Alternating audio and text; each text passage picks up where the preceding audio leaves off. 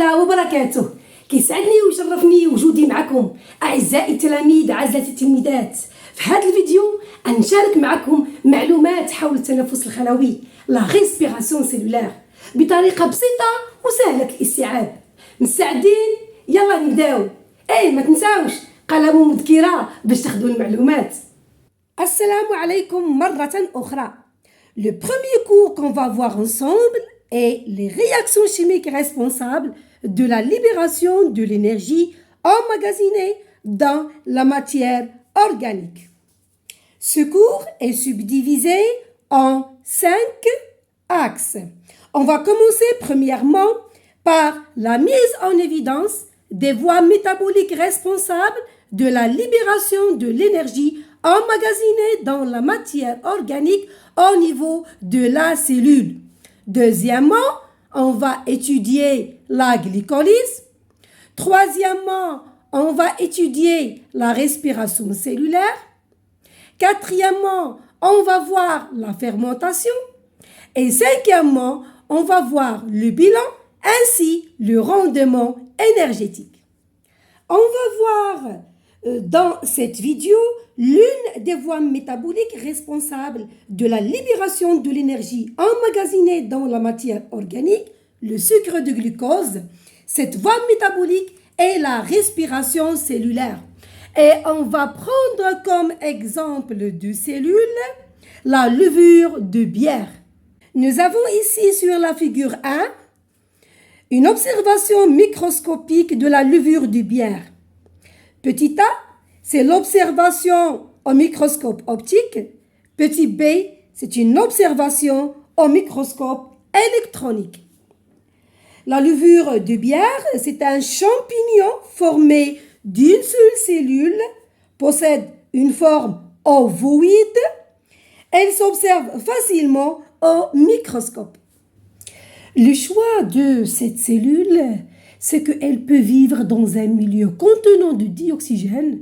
C'est comme elle peut vivre dans un milieu dépourvu de dioxygène.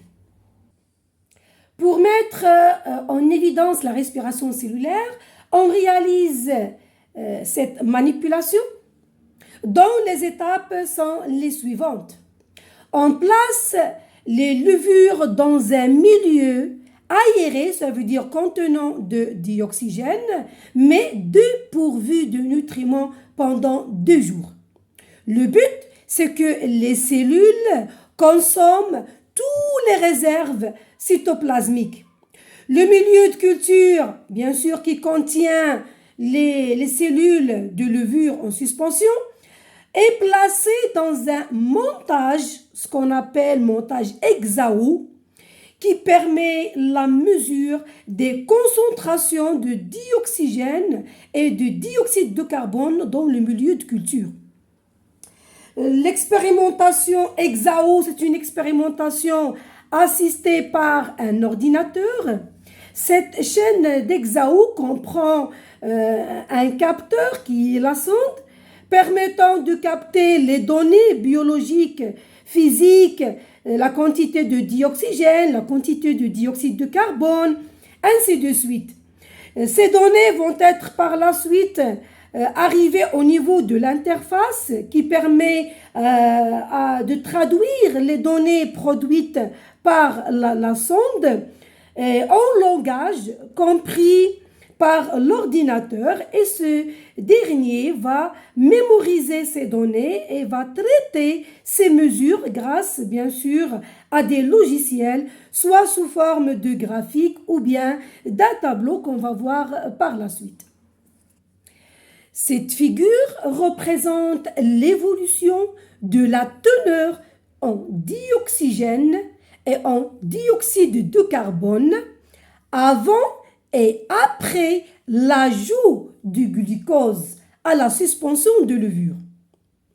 Avant l'injection du glucose, on constate que la concentration de dioxygène dans le milieu est de 250 micromoles par litre et celle de dioxyde de carbone est de 75 micromoles par litre.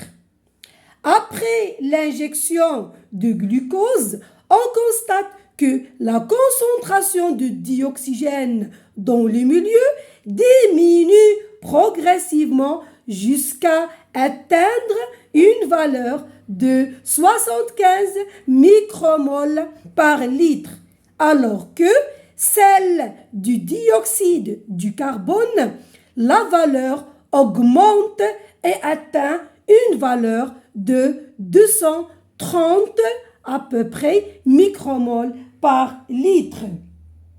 Donc, on constate d'après ces variations que après l'ajout du glucose, on constate que la cellule de levure du bière consomme le dioxygène et rejette le dioxyde de carbone. D'autres mesures ont montré qu'à la fin de cette première expérience, la quantité de glucose a diminué. La température du milieu de culture a augmenté. La masse de la levure de bière a augmenté. Et il y a plus d'eau produite que d'eau consommée. Interprétez ces résultats.